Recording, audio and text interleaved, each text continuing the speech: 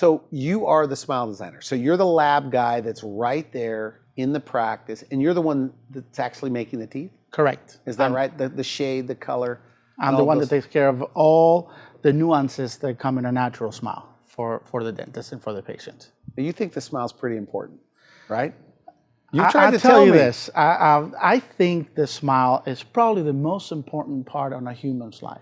I believe that with a smile, we can change communities. We can change the way that people see us. We can get better jobs. We can find a loved one. We can get better deals everywhere. We can get a better conversation going. It's a sign of health. It's a sign of happiness. And I think, I've done many cases for people that have disabilities and with Parkinson's disease and things like that. And it's great to see how they change their life by just changing the smile. Just by changing the smile, you just make them happy. And with that said, you change their families' lives. You change their friends' lives. There's something that I tell my friends sometimes when they ask me, they laugh at me because I make smiles for a living. I tell them, if I can make a smile every day for a patient in my neighborhood, I can guarantee you I can change my entire community and make it a very, very happy community. Just because I change one smile, I change 10 people's lives. Okay, so if you smile more, people respond to you differently? Of course. I think so. Don't you think so? I think a smile is everything. I think this world needs a lot of smiles. We were talking about that before we started, in the green room, that every survey ever taken, the smile is always at the top of the list of what you find attractive in somebody.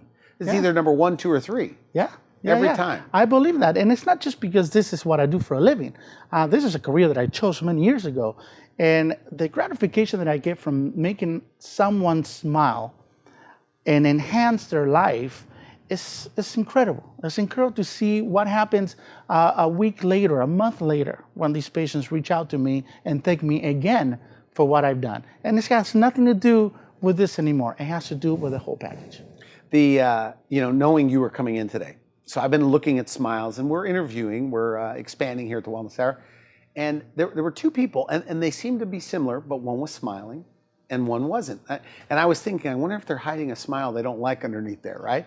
But obviously the one that was smile seemed the healthiest, best attitude. Yes, it happens. And I tell patients when we finish the smiles in a dental office, once they look in the mirror, I always tell them, be careful, because now you are going to invest in more mirrors around your house, because you just want to go look in mirrors and just smile to yourself. Okay. It's just a beautiful thing.